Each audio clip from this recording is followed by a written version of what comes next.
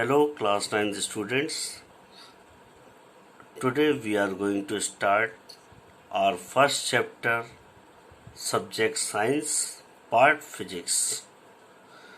देखिए स्टूडेंट, अभी तक आपने मोशन पढ़ा होगा केवल कि किसी भी चीज़ का मूवमेंट, किसी चीज़ की पोजीशन चेंज करना, किसी चीज़ का पोजीशन चेंज करना ही आपका मूवमेंट कहलाता है, या आप कहते हैं मोशन हो रहा है।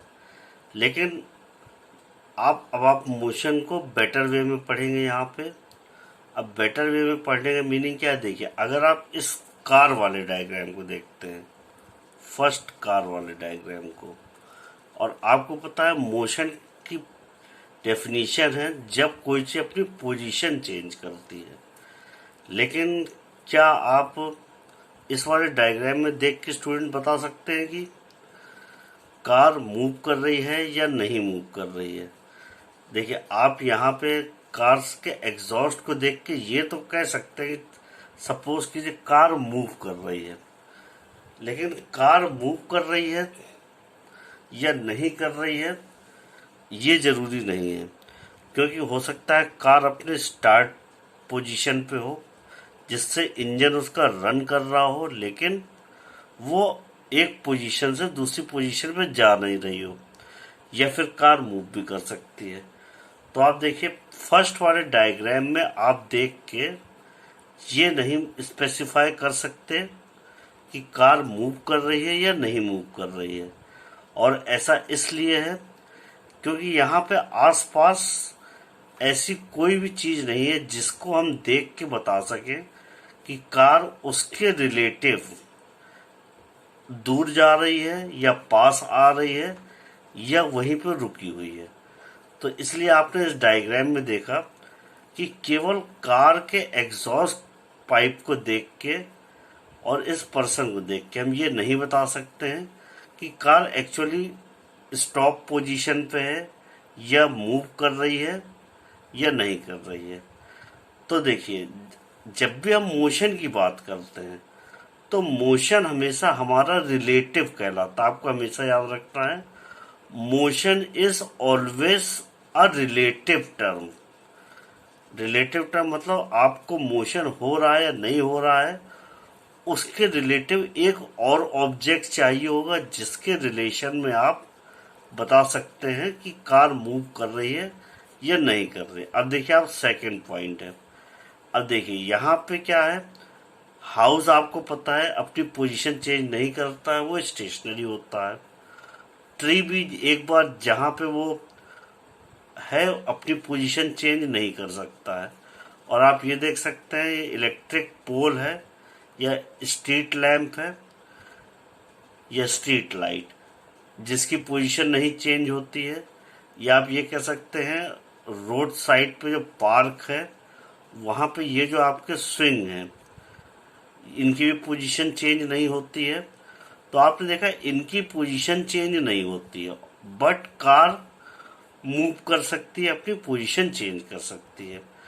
तो आप देख रहे हैं इस वाले डायग्राम पे हमें ये नहीं पता चल सकता था कि कार हमारी मोशन कर रही है या नहीं कर रही है।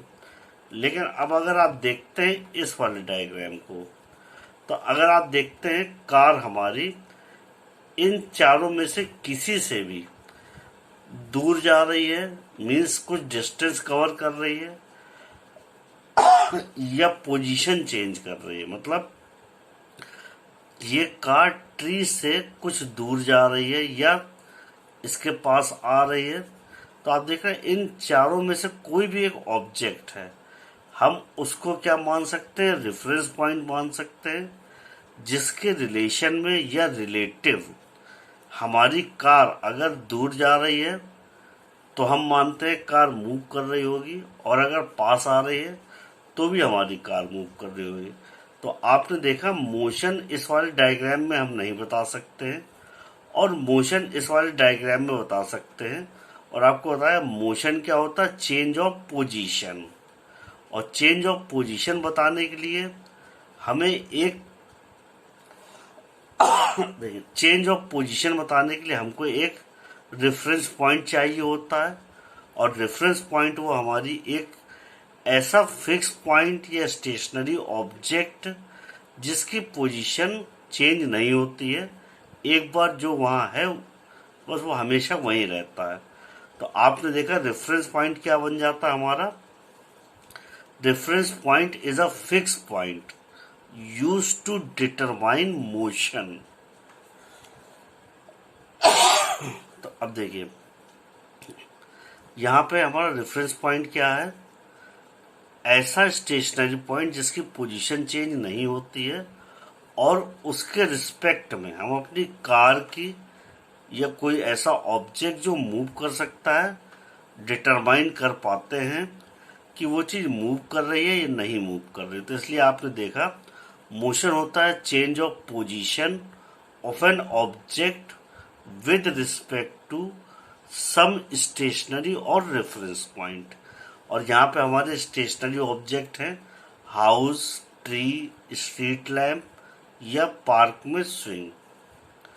अब देखिए रेफरेंस पॉइंट की डेफिनेशन स्टूडेंट्स आपको लर्न करनी होगी। अब देखिए स्टूडेंट्स पोजीशन और रेफरेंस पॉइंट में डिफरेंस क्या है। अब देखिए अगर यहाँ पे हम बात करते हैं, सपोज कीजिए ये एक छोटा सा विलेज है जहाँ पे ये कुछ घर हैं या हाउसेस हैं, और इस हाउसेस से यहाँ से निकल के आप देखते हैं ये रास्ते में आपका स्कूल पड़ता है, और ये जो है ये आपके फादर के ऑफिस की बिल्डिंग है जहाँ आपके फादर किसी ऑफिस या कंपनी में जॉब करने जाते सपोज कीजिए। तो देखिए अभी आपने देखा अगर हमको आपके स्कूल की पोजीशन बतानी हो तो आप क्या करेंगे, एक फिक्स पॉइंट लेंगे या रेफरेंस पॉइंट लेंगे। अगर सपोज कीजिए आपको अपने किसी फ्रेंड को मैसेज कन्वे करना है कि आपका स्कूल जहां आप डेली पढ़ने जाते हैं वो आपके घर से कितनी दूर है, तो आपको पहले अपने घर को रेफरेंस पॉइंट मानना पड़ेगा जिसकी पोजीशन चेंज नहीं होती है, और आप अपने स्कूल का डिस्टेंस बताएंगे अपने घर से। तो आपके लिए रेफरेंस पॉइंट क्या हो गया, आपका हाउस जिसकी पोजीशन चेंज नहीं हो रही है, और रेफरेंस पॉइंट के रिस्पेक्ट में हम किसी चीज की पोजीशन बता सकते हैं। पोजीशन बताने का मतलब क्या है, रेफरेंस पॉइंट जिसकी पोजीशन चेंज ना हो, और अगर आपको अपने स्कूल की पोजीशन बतानी है तो आप अपने हाउस से कितनी दूर पे आपका स्कूल है ये आप बताते हैं, तो आप अपने स्कूल के अपने हाउस से पोजीशन बता रहे हैं। पोजीशन का बेसिक मतलब है आपका स्कूल आपके हाउस से कितनी दूर पे है। और इसी तरीके आपके फादर का ऑफिस आप अगर स्कूल से बताना चाहते हैं तो यहाँ पे स्कूल आपका रेफरेंस पॉइंट बन जाएगा, और अगर आप अपने हाउस से बताते हैं अपने फादर का ऑफिस कितनी दूर है तो आपका पोजीशन रेफरेंस पॉइंट आपका हाउस बन जाएगा, और जितने डिस्टेंस पे आपके फादर का ऑफिस है वो उसका पोजीशन बन जाएगा मीन्स। तो आप देख रहे हैं पोजीशन से बेसिकली मीनिंग है डिस्टेंस। तो देखिए अब यहाँ पे आप देख सकते हैं इसमें अगर पढ़ते हैं लोकेशन और position of an object is described bye specifying a reference point. मतलब किसी भी चीज की पोजीशन आपको विदाउट रेफरेंस पॉइंट नहीं बता सकते हैं। और इसी तरीके से मोशन भी वहाँ चेंज ऑफ पोजीशन है, मतलब डिस्टेंस का इंक्रीज होना या डिक्रीज होना, तो उसके लिए भी आपको एक रेफरेंस पॉइंट चाहिए। तो बेसिकली आपने देखा जब भी हम डिस्टेंस की बात करते हैं तो डिस्टेंस किसी चीज की पोजीशन बताना या दूरी बताना, या पोजीशन उसकी चेंज हो रही है, और पोजीशन चेंज हो रही है मतलब मोशन हो रहा है या नहीं हो रहा है, तो आपको रेफरेंस पॉइंट चाहिए।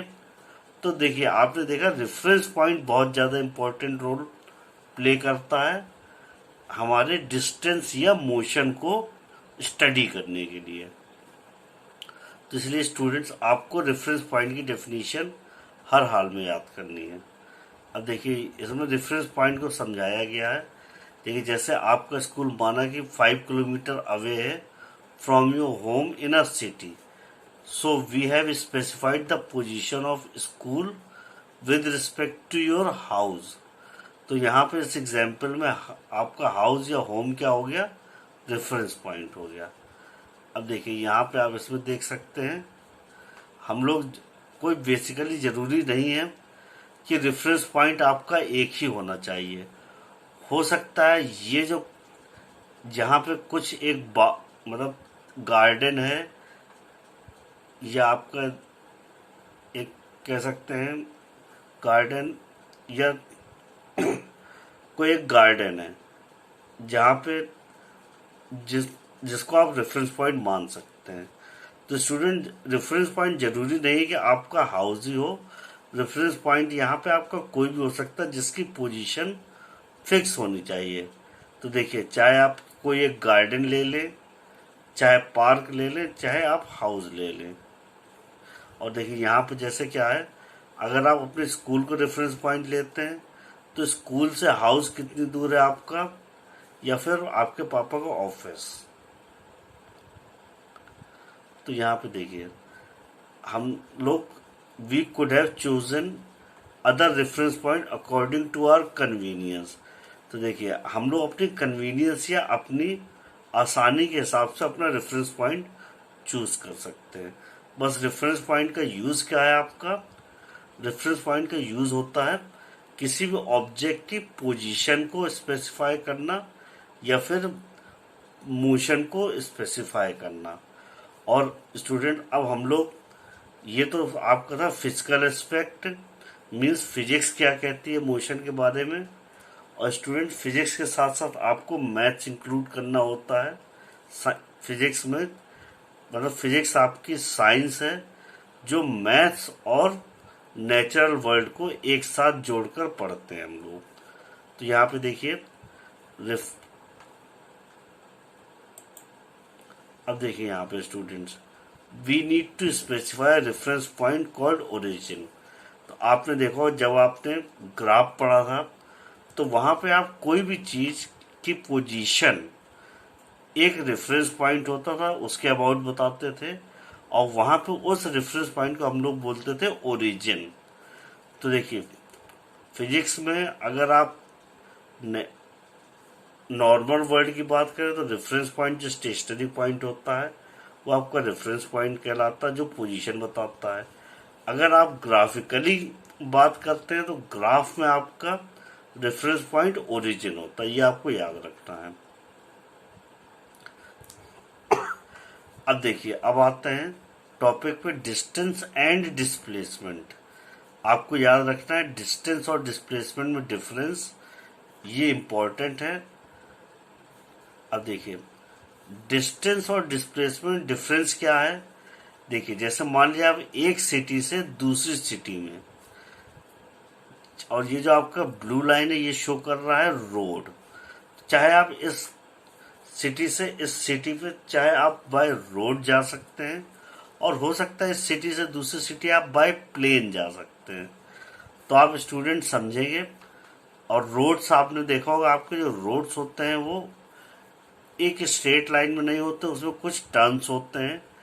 तो आप बाय रोड ज़्यादा डिस्टेंस ट्रेवल करते हैं और बाय प्लेन आप कम से कम डिस्टेंस ट्रेवल करते हैं। तो स्टूडेंट यहाँ पे डिस्टेंस एंड डिस्प्लेसमेंट में जो डिफरेंस है आप ये देख सकते हैं। रोड में जो पाथ फॉलो करते हैं, एक्चुअल पाथ, ये आप देख सकते हैं। एक्चुअल गार्डन बोल सकते हैं या फिर एक्चुअल ग्राउंड कवर करते हैं। देखिए एक्चुअल ग्राउंड जो कवर करते हैं आप अपनी कार से, वो आपका कहलाता है डिस्टेंस। और बाय एयर आप इस पॉइंट से इस पॉइंट स्ट्रेट लाइन में जा रहे हैं, और ये आपका शॉर्टेस्ट डिस्टेंस होता है। स्टूडेंट एक बार फिर से ध्यान देंगे। देखिए आप ऑन ग्राउंड ब्लू लाइन को फॉलो करते हुए एक सिटी से दूसरी सिटी जाते हैं बाय रोड, या आप कह सकते हैं ग्राउंड कवर करते हुए या रोड कवर करते हुए। तो जो आप डिस्टेंस ट्रेवल करते हैं वो आपका डिस्टेंस कहलाता है, या आप कह सकते हैं यहाँ से बी पॉइंट से ए पॉइंट तक जाने के लिए जो भी आपने एक्चुअल पाथ कवर किया है उसको हम लोग क्या बोलते हैं, डिस्टेंस। और आप बी टू ए अगर बाय प्लेन जाते हैं, और बाय प्लेन एक स्ट्रेट लाइन में हमेशा जाते हैं, या आप कह सकते हैं कि आप स्ट्रेट लाइन फॉलो कर रहे हैं।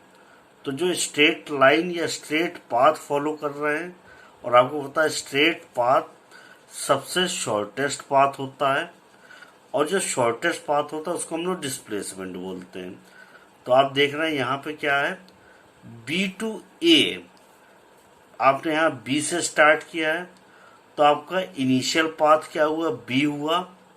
इनिशियल मतलब शुरुआत करने वाला पॉइंट, इनिशियल पॉइंट मतलब हुआ शुरुआत करने वाला पॉइंट, और जहाँ पे आपकी जर्नी एंड होती है वो आपका फाइनल पॉइंट कहलाता है। तो स्टूडेंट आपको इनिशियल पॉइंट और फाइनल पॉइंट याद रखना है। इनिशियल पॉइंट वो पॉइंट होता है जहाँ से आपने जर्नी स्टार्ट करी है, फाइनल पॉइंट वो होता है जहाँ पे आपकी जर्नी एंड होती है। तो आपने देखा, आप B initial point, A final point. आप देख रहे हैं अगर बाय रोड जाते हैं तो आप ए पे पहुंच रहे हैं, बाय प्लेन जाते हैं तो भी ए पे पहुंच रहे हैं। लेकिन आप देख रहे हैं बाय रोड आपको लॉन्ग डिस्टेंस ट्रेवल करना पड़ता है, और बी टू ए जब प्लेन से जाते हैं तो आपको शॉर्टेस्ट डिस्टेंस पे पहुंच जाते हैं। तो आप ये कह सकते हैं जो एक्चुअल पाथ है या जो ज़्यादा वाला पाथ है वो आपका डिस्टेंस कहलाता है, और जो किसी इनिशियल पॉइंट और फाइनल पॉइंट के बीच का स्ट्रेट लाइन में मेजर किया गया पाथ जो कि शॉर्टेस्ट पाथ होगा उसको हम लोग क्या बोलते हैं, डिस्प्लेसमेंट बोलते हैं। तब देखिए कुछ और एग्जाम्पल देखेंगे पहले, फिर इन दोनों बीच में डिफरेंस समझेंगे। अब देखिए यहाँ पे हम लोग बात कर रहे हैं, आप इस वाले डायग्राम से देखिए, या अच्छा पहले डिफरेंस समझ लीजिए फिर उसके बाद डायग्राम से क्लियर करते हैं। अब देखिए यहाँ पे डिस्टेंस और डिस्प्लेसमेंट डिफरेंस स्टूडेंट्स आपको लर्न करना पड़ेगा। देखिए जैसे डिस्टेंस में फर्स्ट डिफरेंस है डिस्टेंस और डिस्प्लेसमेंट में, कि the actual length of the path covered by certain interval of time is called